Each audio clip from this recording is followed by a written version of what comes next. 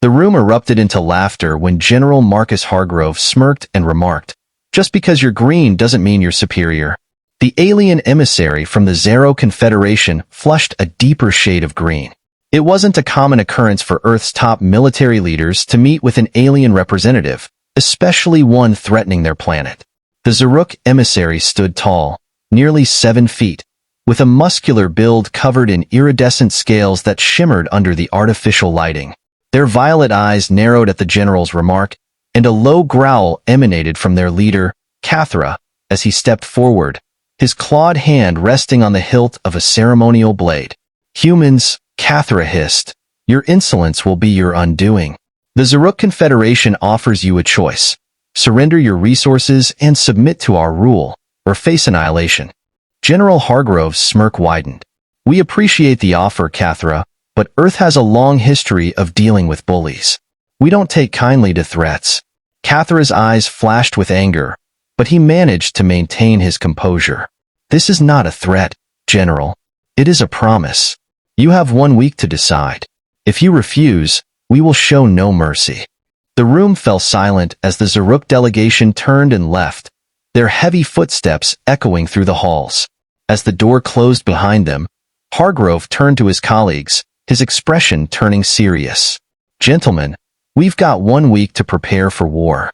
7 days later, Earth's skies darkened with the shadows of Zaruk warships. The aliens had wasted no time in mobilizing their forces, demonstrating a level of military efficiency that was both impressive and terrifying. The United Earth Defense Force, UEDF, had been working around the clock, but there was a palpable sense of urgency and tension in the air. There was palpable tension among the ranks. No one had faced an extraterrestrial threat of this magnitude before. Hargrove stood on the bridge of the UEDF flagship, the Resolute, watching the alien fleet through the massive viewport. His second-in-command, Colonel Jackson, approached, his face etched with concern. "Sir, all units are in position. The orbital defense grid is fully operational, and ground forces are ready to engage." "Good," Hargrove replied, his voice steady. "We've done everything we can. Now we wait." The waiting didn't last long. The Zaruk ships began their assault, unleashing torrents of energy weapons that lit up the sky. Earth's defense grid responded in kind, beams of concentrated plasma streaking toward the alien vessels. The battle had begun. The initial hours of the conflict were brutal. The Zaruk forces, with their superior technology and disciplined tactics, quickly gained the upper hand. EDF ships were overwhelmed, their defenses struggling to keep up with the relentless assault. On the ground, human soldiers faced a similar fate, their conventional weapons proving less effective against the Zaruk's advanced armor and energy shields. But the humans were nothing if not resilient. As casualties mounted, so did their determination. Engineers and scientists worked feverishly to adapt and innovate, seeking any advantage they could find. One such breakthrough came from Dr. Alexander Chen, a physicist who had been studying the Zaruk energy weapons. "General," Dr. Chen said, bursting into the command center with a mix of excitement and urgency, "I think I found a way to disrupt their shields." Hargrove looked up, hope flickering in his eyes. "Explain." Chen quickly outlined his plan, detailing how they could use a modified electromagnetic pulse to destabilize the Zaruk energy fields. It was a risky move, but it could level the playing field. "Do it," Hargrove ordered. "Get it ready as fast as you can." The modified EMPs were deployed across the battlefield, and the results were immediate. Zaruk soldiers found their shields flickering, then failing, exposing them to human firepower. The tide began to turn. UEDF forces, emboldened by their newfound advantage, pressed the attack. The skies lit up with the fire of battle, and the sounds of conflict echoed across continents. As the battle raged, Hargrove received an urgent message from a forward command post. "Sir, we've captured a Zaruk officer. He's demanding to speak with you." "Bring him to the Resolute," Hargrove replied. "Let's see what he has to say." Minutes later, Hargrove stood face to face with the captured Zaruk, his violet eyes burning with defiance. "What's your name?" Hargrove asked. "I am Karin, a commander of the Zaruk Confederation," the alien replied, his voice cold and steady. "Your victory here will be short-lived. Reinforcements are on their way." Hargrove leaned in, his eyes hard. We'll see about that. In the meantime, you're going to tell us everything we need to know about your forces. Karen snared. I will tell you nothing. Hargrove smiled grimly. We have ways of making you talk. You underestimated us, Karen, and that will be your undoing.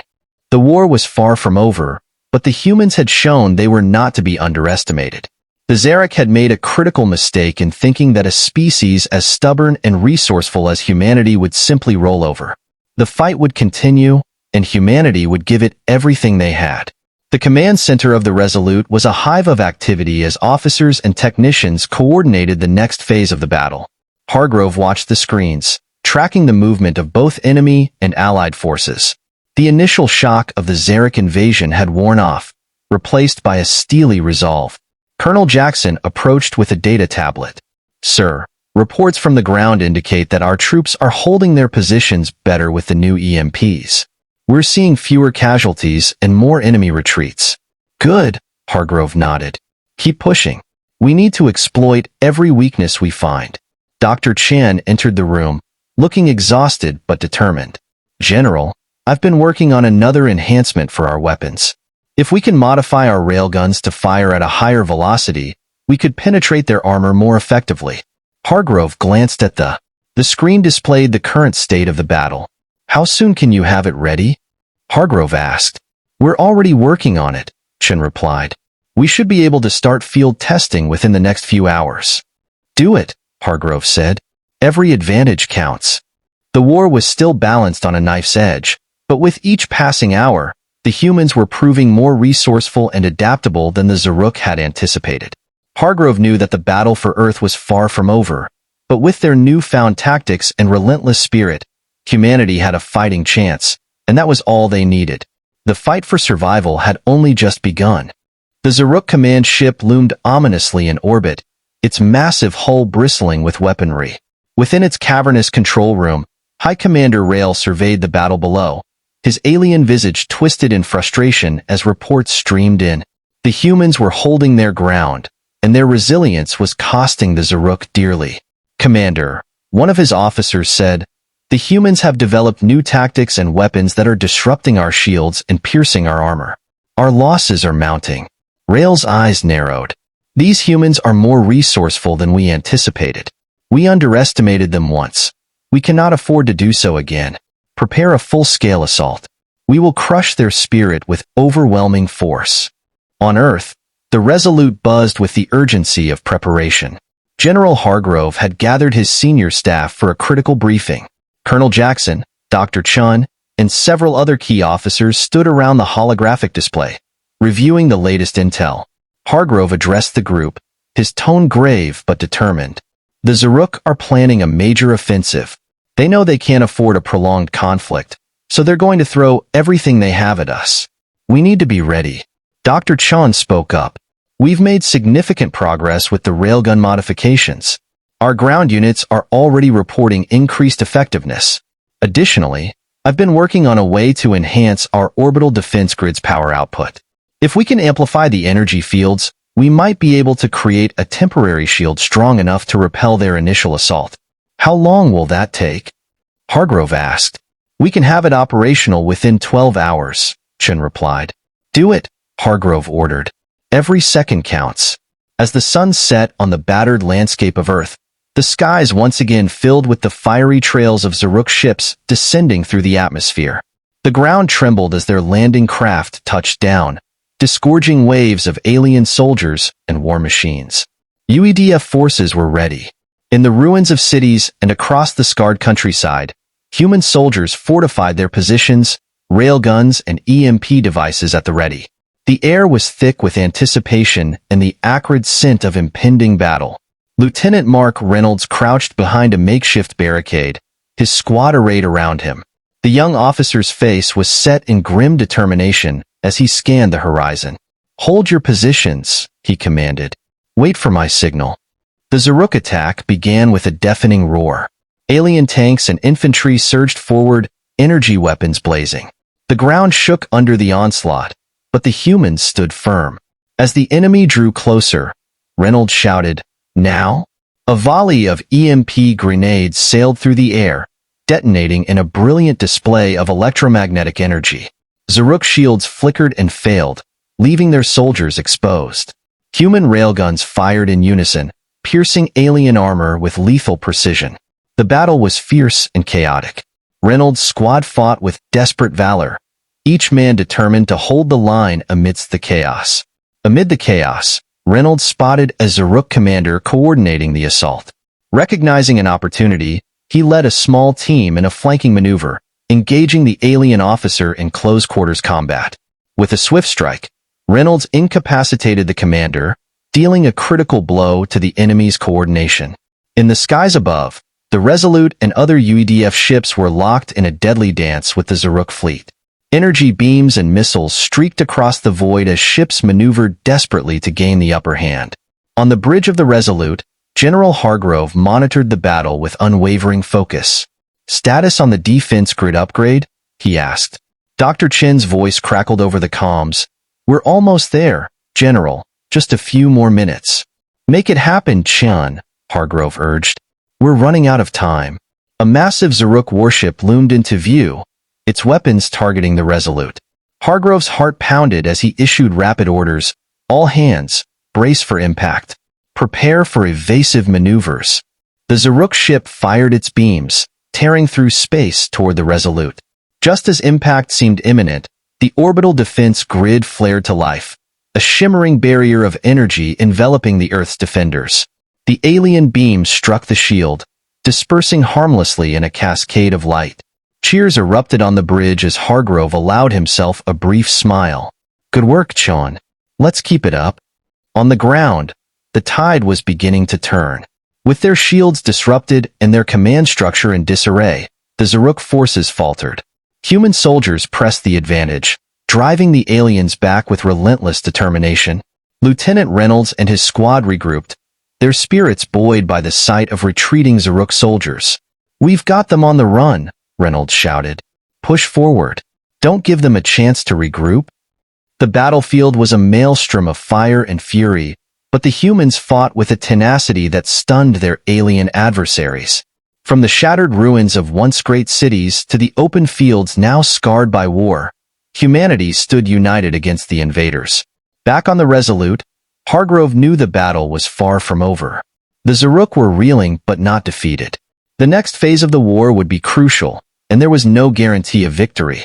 But for the first time since the invasion began, there was a glimmer of hope. He turned to his officers, his voice resolute. "We've shown the Zaruk that we won't be intimidated. Now we need to press our advantage. Prepare for the counteroffensive. We're taking the fight to them." The war was entering a new phase, and the stakes had never been higher. Humanity had bought itself a fighting chance, but the final outcome was still uncertain. The struggle for survival and freedom would continue, and every man and machine would be tested to their limits. But the spirit of Earth's defenders was unbreakable, and they were ready to fight for their home, no matter the cost. The final phase of the battle for Earth began with a renewed sense of urgency and determination. General Hargrove, standing at the helm of the Resolute, reviewed the strategic map displaying the ongoing skirmishes across the planet and in orbit. The Zaruk forces, though momentarily thrown off balance, were regrouping for a final desperate assault. The outcome of the war hinged on the next few hours.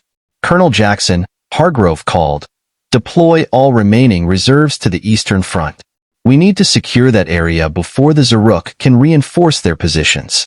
"Yes, sir," Jackson replied, quickly relaying orders to the ground commanders.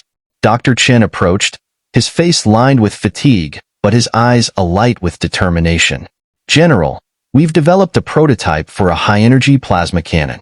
If we can mount it on the Resolute, we might be able to take out the Zaruk command ship in one decisive strike." Hargrove nodded. "Do it. Get your team on it immediately. Time is of the essence." On the ground, Lieutenant Reynolds and his squad pushed forward, their spirits lifted by the sight of retreating Zaruk soldiers. The humans had gained the upper hand, but they knew the enemy would not give up easily.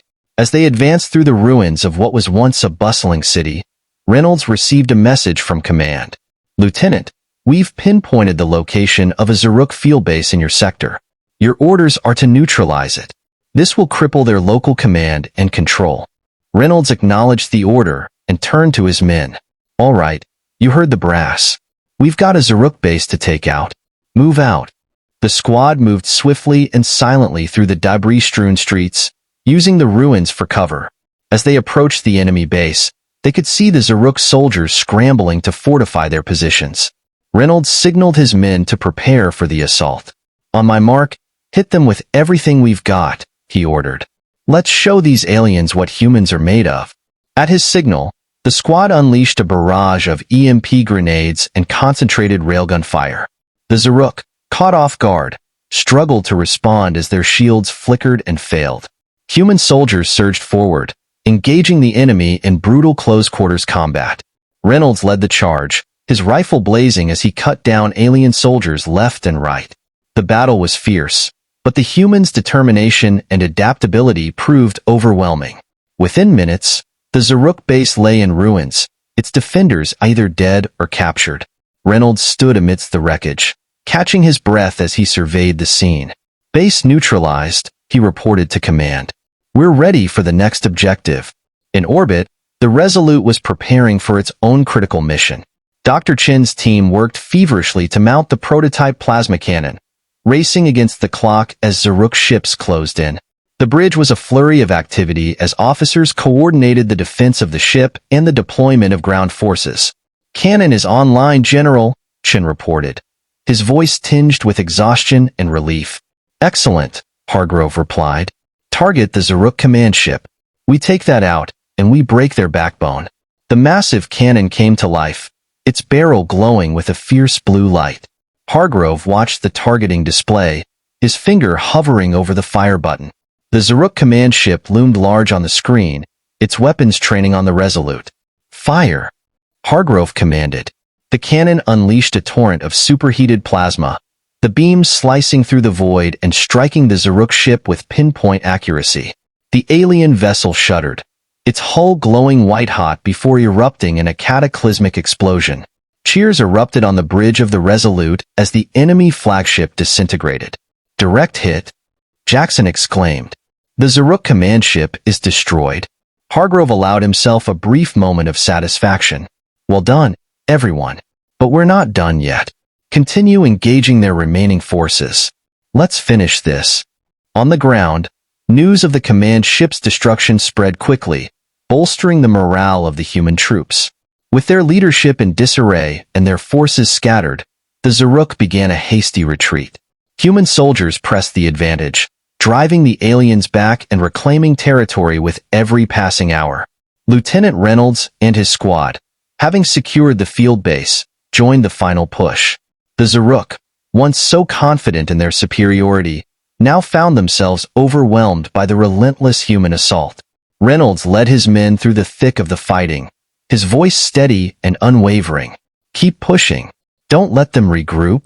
The battlefield was a chaotic symphony of explosions, gunfire, and the cries of the wounded. Yet amidst the chaos, the humans fought with a unity and resolve that could not be broken.